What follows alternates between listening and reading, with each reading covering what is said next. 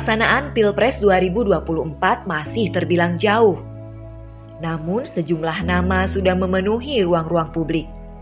Bukan cuma warawiri di televisi, tapi sudah pasang gaya di baliho yang menyasar hingga ke kampung. Satu di antaranya adalah Puan Maharani. Pemilik nama lengkap Puan Maharani Nakshatra Kushala itu merupakan satu dari sedikit perempuan Indonesia yang masuk ke dalam radar survei calon presiden. Kendati posisinya tidak pernah masuk peringkat 3 besar dengan elektabilitas tertinggi, dalam survei-survei yang dilakukan banyak lembaga, namanya kerap muncul. Sebagai politikus dari Partai Pemenang Pemilu 2019 dan kini duduk sebagai Ketua DPR RI, Puan Maharani punya tiket istimewa untuk ikut berkompetisi memperebutkan kursi orang nomor 1 di Republik ini. Apalagi ia merupakan putri dari Megawati Soekarno Putri, pemegang tongkat komando di PDI Perjuangan. Siapa yang kelak akan diusung Partai Banteng Moncong Putih itu, kuncinya ada di tangan Megawati. Kendati ada kader lain yang punya peluang serupa, bahkan menurut beberapa lembaga survei memiliki elektabilitas tinggi, posisi Puan belum digeser dari percaturan kandidat.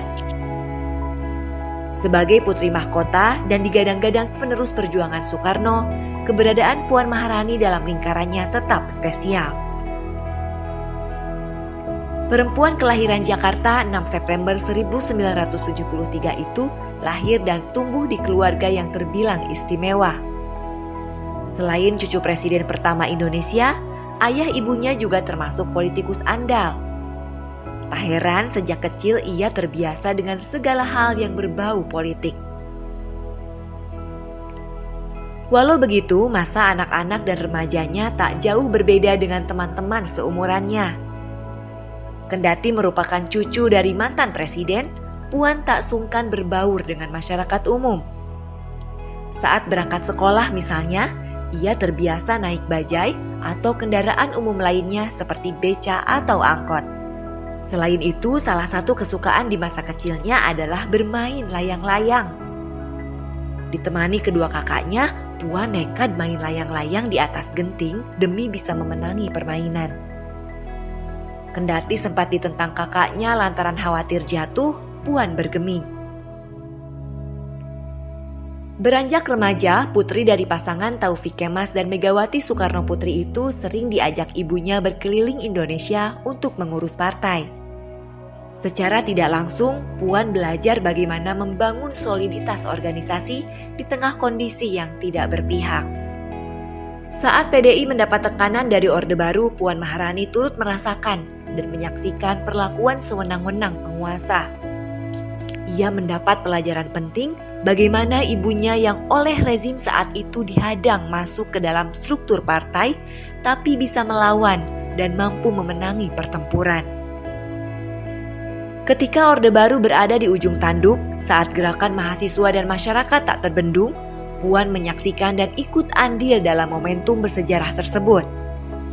Ia yang saat itu masih berusia 20 tahunan, turut membantu sesuai kemampuannya. Apa yang bisa dilakukan, ia lakukan. Di antaranya menjadi juru masak bagi para aktivis. Ia memasak dan menyediakan makanan untuk para pendemo yang melewati rumahnya di daerah kebagusan. Beragam pelajaran yang didapat dari atmosfer politik kala itu membuat Puan menjadi pribadi yang matang dan kalem. Ketenangannya itu mengingatkan kita pada sosok ayahnya, Taufik Kemas, yang menjabat Ketua MPR RI periode 2009 sampai dengan 2014. Puan mulai terlibat aktif dalam pergerakan partai dimulai dengan menjadi Ketua DPP PDI Perjuangan bidang pemberdayaan perempuan dan masyarakat. Kala itu usianya masih 34 tahun.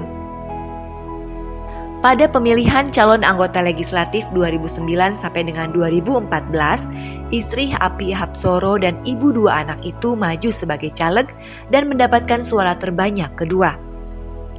Ia melenggang ke gedung parlemen hingga didaulat menjadi ketua fraksi PDI Perjuangan. Begitupun dalam Pileg 2014 dan 2019. Dalam pemilu 2014, Puan yang dipercaya menjadi Ketua Badan Pemenangan Pemilu PDI Perjuangan berhasil membawa Partai Merah menjadi pemenang. Bukan hanya pileg, tapi juga sukses dalam Pilpres yang mengusung Jokowi JK.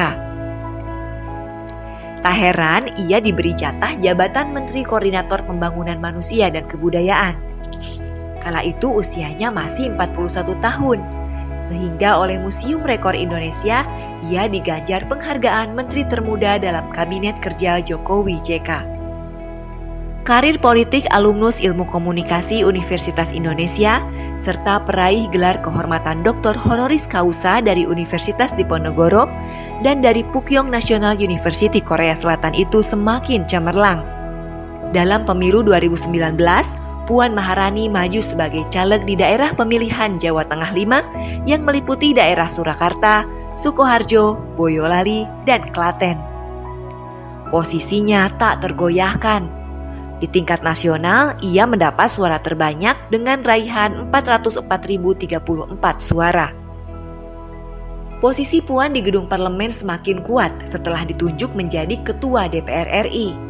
Sebagai partai pemenang pemilu, PDI Perjuangan menugaskan Puan untuk menduduki posisi tersebut. Ia menjadi perempuan pertama yang menahodai lembaga perwakilan rakyat itu. Kini Puan Maharani menjadi salah satu tokoh yang digadang-gadang menjadi bakal calon presiden Indonesia.